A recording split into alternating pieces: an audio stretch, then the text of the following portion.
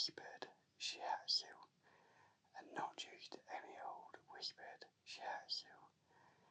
I thought it'd be good to do a whispered Shiatsu talking about the creation of me, Shiatsu Shane, and talk to you about the journey I've been on to create my clinic, to create essentially me, Shiatsu Shane, and this channel. So I'm joined today by my friend Jodie. I've known her a lot of years, pretty much since I first came to this village.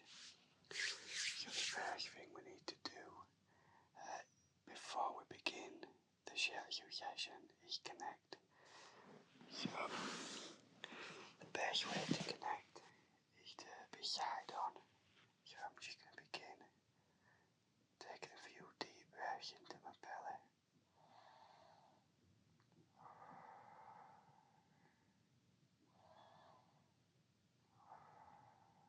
Once I feel relaxed, I'm going to start by bringing my hand down.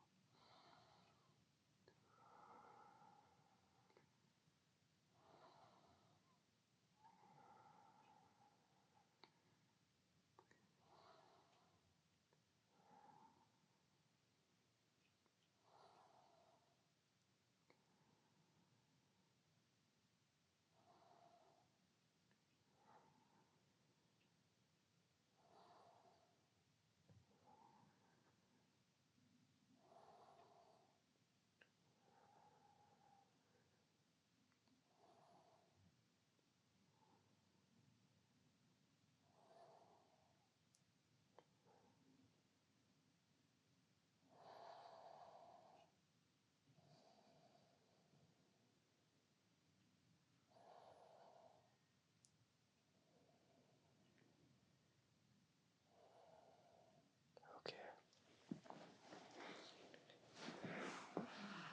Now, my Shiatsu journey began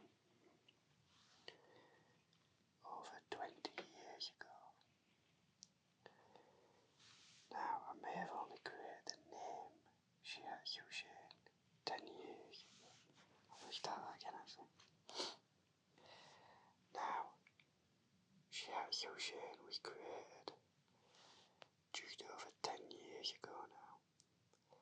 But I actually began my Shiatsu journey well over 20 years ago. And it all began when I was actually at college studying media, and I wanted to be a DJ. And in fact I did a little bit of DJing, worked a few small pubs and clubs, worked for the college radio station, and did a little bit of volunteering at a few other radio stations. And one night I was walking home from a friend's house after working at a club. I was 16, maybe 17 at the time, and all of a sudden a man appeared from nowhere to ask me the time. Before I knew it, 3 other men had appeared. The first one asked me the time again, and as I looked down, he headbutted me. Now that initial blow broke my nose and knocked the top row of my teeth out of my mouth. I went to throw a punch back, but the second man grabbed my arm, while the third man hit me over the head with a steel bar, to which my legs went. They then proceeded to kick and stamp on my head. Now, events after that moment were fairly hazy. Somehow I got to hospital, and over a few days I gradually recovered from most of the damage, but I was required to have probably over a year's worth of dental work. things that got me afterwards was when I didn't go down from that initial blow, the man who threw the headbutt, in his eyes, he genuinely looked scared, and there was no reason for these men to attack me. I didn't know them. They didn't know me. They didn't rob me. They didn't do anything other than beat the crap out of me. It got me thinking, what is the meaning of life? Now, I'd always been quite a spiritual person anyway, but I began using all my media projects to look into different religions, spiritualities, and I interviewed people like Buddhists, a pagan druid, a priest, among many others. Eventually, I stumbled upon something called taoism, and to me taoism was fascinating. Taoism for me was a way of making sense of the world around me, and I began to study it in depth. And eventually I found a place in Switzerland where the teacher of one of the books I was reading teaches twice a year. So I went there with a girlfriend at the time with the idea of living there up in the Alps. Now sadly we wasn't there that long, and we made his way back through Europe and back home. Now I still wanted to learn about Eastern philosophy and medicine, so I enrolled on a degree course in complementary therapies. And on this degree course you studied different forms of massage, as well as history of medicine, Chinese medicine, counselling, and Shiatsu. Now Shiatsu I took an instant like to, because it's based around the principles of Taoism, and so began my love of Shiatsu. However, after university I didn't know how to do this as a job, so I just got a job doing anything I could, which happened to be working in a pet shop. In fact, because of them days working in a pet shop, my closest friends still call me Pet Shop as a nickname, and I worked there for several years, but I always kept getting this feeling inside me that I should be doing Shiatsu. So, before my son was born,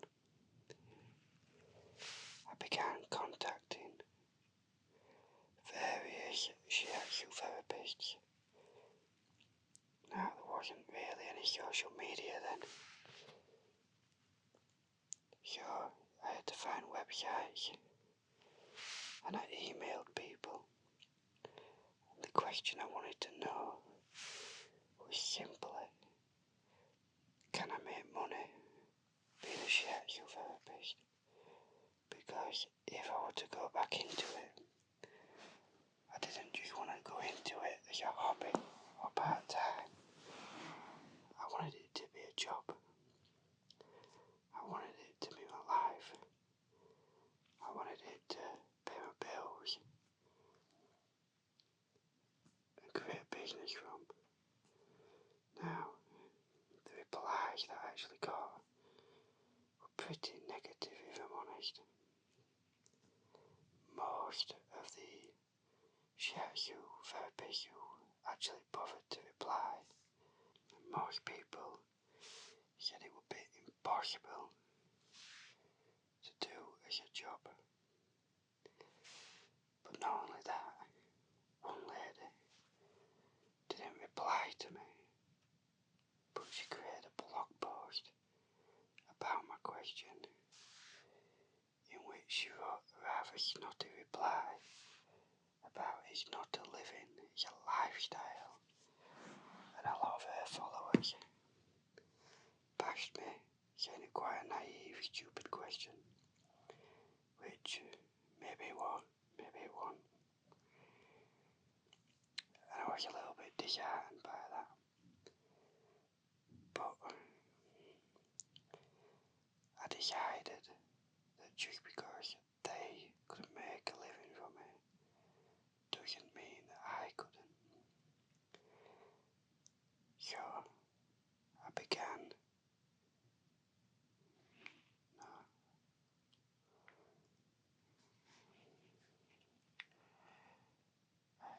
So I'd asked whether they could make a living from it. And one lady had wrote a blog post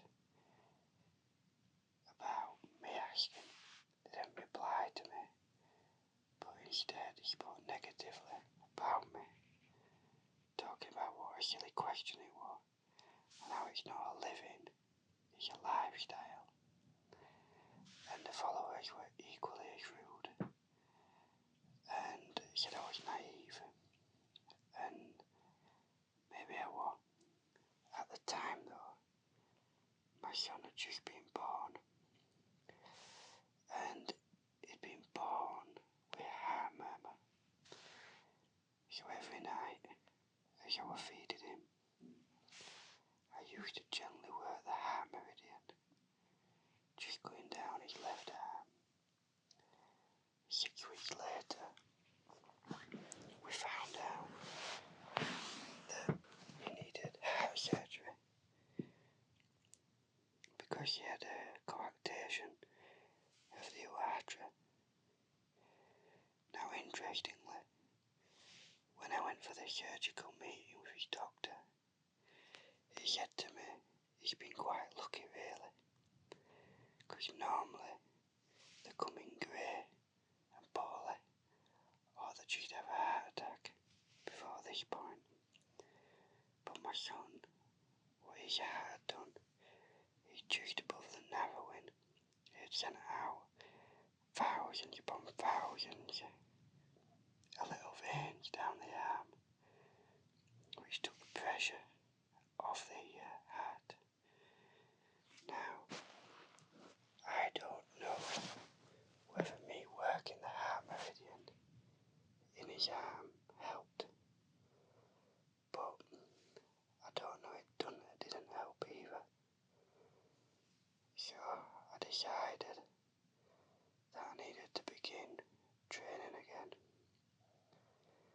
even though I was a little bit disheartened by the idea that I might not ever be able to make a living from it. I still began the training, and I signed up for another 3 years worth of training because I believed I'd forgotten everything I'd already learned. Looking back at things, it would have been easier to just do a refresher course in something like sports massage and call myself a sports therapist. But by this point, the idea of Shiatsu Shane were already coming to mind, and as far as I was concerned, Shiatsu was my calling, not other forms of massage. So I began the training, and again a couple of months in, somebody had written an article, and what this article was talking about this survey to see what shiatsu therapists were full-time in the UK. And this survey, after asking over 200 shiatsu therapists to take part, showed one thing. The only people that were making money from shiatsu were teachers. No practitioners were doing it full-time. And I felt disheartened. And I thought, well, what am I going to do now? And it just so happened that my friend had been round and he'd left a copy of the Daily Times, I think. And in there was a financial piece talking about how all businesses fail by 1%. And I looked at it and I thought, there you go. I just need to be that 1%. If I can be 1%, then I can do it. And then it also dawned on me that a lot of these people were saying you can't make a full-time job on it. I'm middle class, middle-aged women that probably already get paid quite a well-paid job already. Whereas I was working in a shop, so all I needed to do each week was get 8 clients a week, and I was earning the same amount of money. So all of a sudden, it didn't seem too difficult. Now fast forward a few months, and I split up with my son's mother, and I got custody of him. So suddenly, I'm a full-time dad, single dad. I'm training in shiatsu again, and holding down a full-time job. Not only that, I was already starting to do clients. So, my days were a case of I get up at 6, sort my son's breakfast out, take him to nursery, or should I say my grandma would pick us up and take us both to nursery.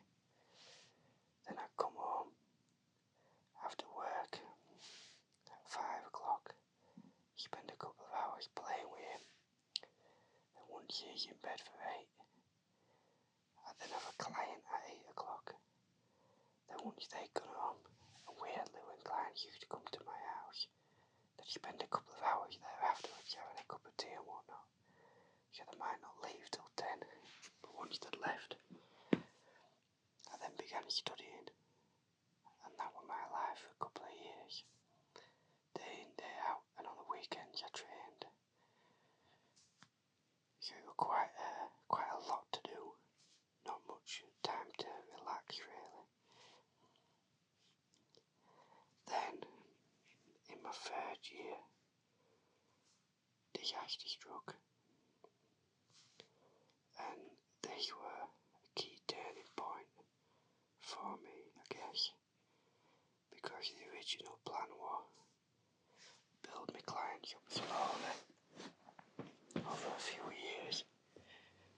However, one day, it was actually on Mother's Day, I got a phone call from my dad, and basically, my sister had taken ill and was in hospital, and he was quite traumatised, and he just kept saying, she's dead, she's dead. Now, I thought he must be mad, but I got to the hospital to find out she was now on life support and being rushed to a different hospital where they dealt with brain injuries. And sadly, my dad was right. My sister had passed away the day after the day on Mother's Day. 2 days later would have been her birthday. She would have been 23, I believe. Then after that, me and my sister used to work in the shop together. So everywhere I looked, it was like seeing a ghost. So I decided in that moment that we only live once. So it was time to quit my job and be a shiatsu therapist and see what happens. And that was 10 years ago to the day. Well, not to the day, but 10 years ago I became Shiatsu Shane full time. And at first things were a little bit slow, but bit by bit I built up my client base. I moved to this town I'm in now because my partner was from here. So I came to this village not knowing a single person in order to set up and create a name for myself. And over the years, even though it's only a small mining village really, I built up quite a strong client base with clients coming from other villages and sometimes other cities. This morning when I was thinking about doing this little whispered creation of Shiatsu Shane, it made me smile because I remembered back when I started my training, my dad said to me, "Who on earth is going to pay you to touch him?" Well, over the years, thousands of people have paid me to touch him. But not just that, now there's thousands of people that watch me touching other people too. So we can definitely say that in 10 years time, Shiatsu Shane has been created and made it. Now what the next 10 years will look like, I don't know, but I do have a little plan. So for the future of Shiatsu Shane, so we're 10 years in now, and the last 3 years, the focus has been a little bit on YouTube, amassing over 150,000 subscribers in just over 3 years. Now the next 10 years, I've got bigger goals and bigger ambitions. So one of them goals is to build this channel up to 1 million subscribers. The next goal, which you'll see that I began working on, is my online teaching. I'd like to move more into teaching, both online, virtually, and physically. I'd like to set up a shiatsu school or teach workshops around the country or maybe even the world. And then part of my grand plan over the next 10 years is to create Shiatsu Shane's health spa. And in Shiatsu Shane's health spa, there's going to be a health food shop when you first go in, selling various bits and bobs of stuff I approve of that's good for people. There's going to be several treatment rooms, and of course I'll have a treatment room, but I'll have other people that work there alongside me. I also quite like the idea of having treatment chambers, if you've seen them. So a cryogenics chamber, oxygen chamber, that type of thing. As well as that, it'll need to house a studio so I can continue creating educational videos, and maybe a studio with the teaching, and to also do stuff like qigong, yoga, tai chi, pilates maybe. You get the general idea.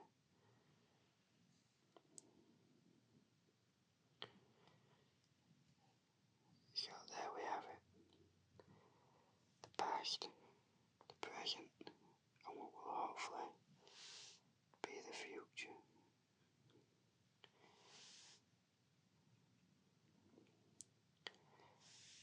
Now, going back to when I started training, just remembered when I did my training on the first day heading to Sheffield, I bumped into this guy who was also going to train at Sheffield, called Basile. Now Basile's a cool guy, he's a bit of a Buddhist monk, and he said to me on the train, "What are you hoping to achieve?" And I looked at him and I said, "I'm going to be the greatest shiatsu therapist the world has ever seen." And he just said, "Wow." I said, "What do you mean?" And he said, "That's some confidence." And it was really, it was over the top confidence. But now looking back, I don't think I ever really meant that I'm going to be the greatest shiatsu therapist.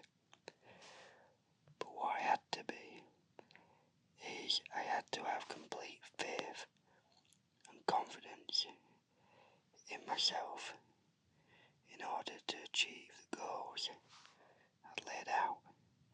After all, people kept telling me the negative. I had my dad tell me that nobody would pay me to touch them and therefore it would waste of time learning this. I had various shiatsu therapists saying I'd never earn a wage. And like I say, one that blatantly mocked me. So the only way I could truly do it would be have complete and utter faith in myself. A faith that had to be unwavering. And it has been ever since I left, completed my training. A faith that I can just about treat anyone and anything. I can help anyone. A faith in my own abilities and techniques. And a faith that it'll work. And sometimes that's what we need. We need that confidence in yourself. And if it means that you have to be a little bit egotistic to begin with, then that's fine. Because the further we go along, the more the ego calms down, especially as what we want comes into fruition. A good example of that is when I first set up practice, I thought I knew everything. But as the years roll by, what I realise is I know very little. The more I learn, realise how much I don't know, and how much I realise there is to learn. And will I learn it all in this lifetime? Probably not. But that doesn't mean you can't keep learning, does it? So we keep learning, we keep striving towards these goals.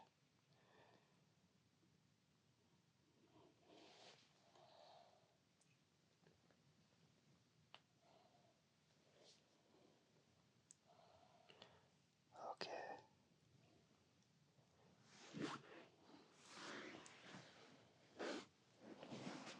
And that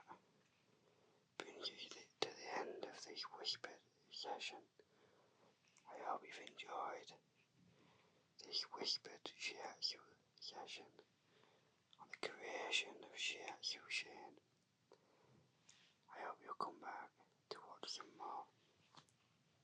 But for now, I'll say goodbye.